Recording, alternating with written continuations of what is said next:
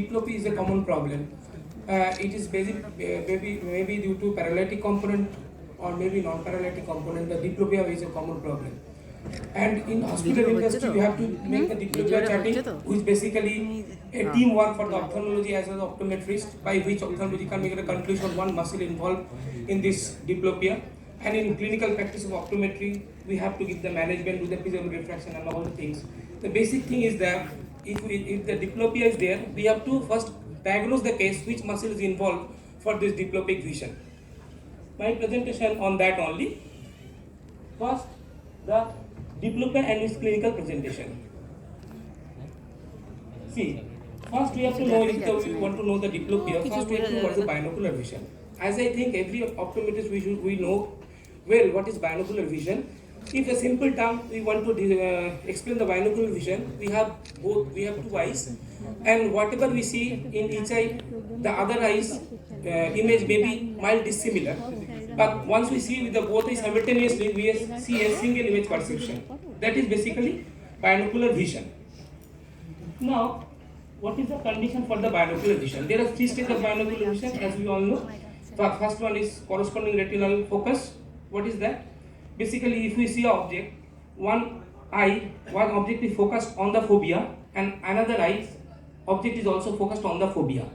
If it is 1 millimeter nasally in one eye, and other eye, it is 1 millimeter laterally. So one eye has another corresponding point as compared to the other eye, so that image can. The second condition for the binocular vision, that is fusion.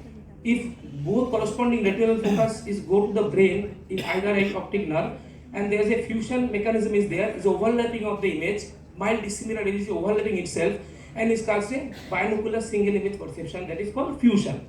And if these two conditions is fulfilled, then we have a stereoscopic vision, that is basically 3D perception or depth of perception, we can say better, it is the depth of perception. Now we have to know what is binocular vision dysfunction.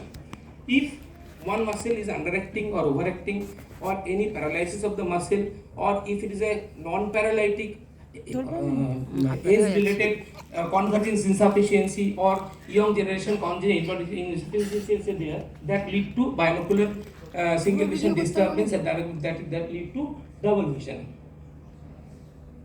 Now, basically the double vision, type of double vision is basically three type of double vision. One is the horizontal diplopia, another is the vertical diplopia, another is the oblique diplopia. So what is horizontal diplopia? We see one image as double. One is right side, another is the left side. That is a side-by-side double vision. We call it the horizontal diplopia. One is a vertical diplopia. One is downwards, another same image in the upward, and another is an oblique diplopia. That is basically is an angular type, horizontal as well as vertical, both component at same time. That is called oblique diplopia. Now, here I just try to explain in a brief what is the basic action and nerve supply of the extraocular muscle. As we all know, there are 6 extraocular muscles in one eye. There is a horizontal muscle and medial and lateral rectus, and vertical rectus is superior and inferior rectus, and the oblique is superior and inferior oblique muscles. Now, what are the basic function of there are in horizontal muscle, that as we know, medial rectus is a good adductor and the lateral rectus is a good abductor. In rectus, in superior rectus and inferior rectus, oblique muscles has basically 3 functions: primary, secondary and tertiary functions, or action, you can say. What is that? Suppose we start with the superior rectus. Superior rectus is a elevation on abduction basically, and it is a adductor and it is a intortor. Inferior rectus is basically depression on adduction. Abduction is a adduction, and is extorsion. And oblique muscle, suppose inferior oblique is basically is causing elevation. Inferior oblique is basically elevation on adduction, is a extorter and basically extorter and abductor. And superior oblique is basically depression on adduction, is abduction, and basically is a intortor. These are the normal function of the muscles. Now we have to see about the type of diplopia. Basically, diplopia 2 types. One is a cross diplopia and is uncrossed diplopia. If the patient has exodeviation, that is exotropia, is maybe due to paralytic component, suppose, the patient has usually complaining the cross diplopia. But patient has isodeviation, that is basically patient has uncrossed diplopia. We have to keep in mind exodeviation always associated with cross diplopia and isodeviation has uncrossed diplopia. Now we have come in a diplopia charting. How we can come in a conclusion what muscle is involved in? Basically there are 9 cardinal gauge of the movement of the eyes. The first one is a primary position. This is basically a primary position. This is a primary position. This is a primary elevation. This is primary depression. This is the right side of the patient and this is the left side of the patient. So this is the dextro elevation. This is dextroversion. This to dextro depression. Levo elevation, levo version, and levo depression. So here we see this is the lateral rectus palsy of the right eye. So what right eye lateral rectus palsy means? Once we see the dextroversion gauge, that means this gauge is the dextroversion gauge. In dextroversion gauge, we everybody know what is the York muscle. The pair of muscle of one eye, both eye, is basically involving a same one. That is called York muscle. So in dextroversion gauge, right eye lateral rectus and left eye medial rectus is basically York muscles because they are helping the eyes to move in the same direction. So as because this is right lateral rectus palsy, so see this is the dextroversion gauge. Here the maximum separation is there. And as we know from the previous slide, lateral rectus is an abductor. So if lateral rectus paresis is there, automatically what happens? Eye become isotropic. So from that type of diplopia, we come to know that exodeviation has cross diplopia and isodeviation and uncrossed diplopia. So as because lateral rectus is an abductor, so eye become isodeviation is there. So what happens? Red filter in the right eye and green filter in the left eye. So see the right eye filter is right side and left eye green filter is left side. So it is uncrossed diplopia as because lateral rectus palsy of the right eye is there. So patient has isodeviation. So the uncrossed diplopia is there, maximum separation of the dextroversion gauge because here the lateral rectus is working. Any queries for anyone regarding this slide of diplopia charting? Please ask me any question. Okay. Now I come to the second one, that is the medial rectus paresis of the paresis of the right eye. So medial rectus is basically what happens? Right eye medial rectus, that means basically it is work in the levoversion gauge. In levoversion gauge, left eye lateral rectus and right eye medial rectus is the York muscle. So maximum separation will be in levoversion gauge here. So now we have to see what.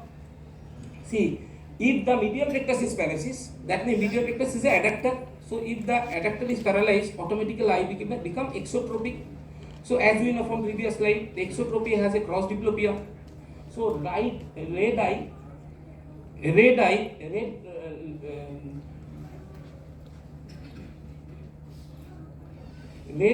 filter in the right eye and green filter in the left eye. So as because it is a patient has exodeviation due to paralysis of the medial rectus. So see the red filter is go on the opposite side and green is come on the opposite side because it's a cross diplopia due to medial rectus palsy, isodeviation, patient has a cross diplopia. So maximum separation in this gauge, in the levoversion gauge. Now the superior rectus palsy of the right eye, basically. The superior rectus means right eye superior rectus means maximum is the this side, that is the dextro deviation gauge, dextro elevation gauge. Basic movement of the superior rectus York muscle what? That is the left eye inferior oblique. So this York muscle is inferior oblique the left eye and right eye superior rectus. So the dextro elevation is the maximum area where the separation will be there. So superior rectus is basically elevator. Right filter in the right eye. So as because superior rectus palsy, so the right eye filter is go upward, green downward. And as we discussed, the superior rectus is also what? Adductor. So as because adduction is suppressed, as a result of that mild exodeviation is there, so it's becoming cross diplopia. Red filter go left and superior rectus palsy, that's why it goes, the red filter is red light is go upward. Similarly, it is the inferior rectus palsy, maximum separation right eye inferior oblique palsy, rectus palsy, so maximum separation the dextro depression gauge, so maximum separation is here only. Hmm. Now, similarly, it is the oblique muscle palsy. Oblique muscle palsy separation is there. Along with that, some torsion movement is also noted. So the patient is complaining what we discussed previously, that is the oblique type of diplopia, is upward, downward, and horizontally. Three components will be there, along some tilted image will basically presented by the patient. And now is a diplopia charting in a brief, the total third nerve palsy.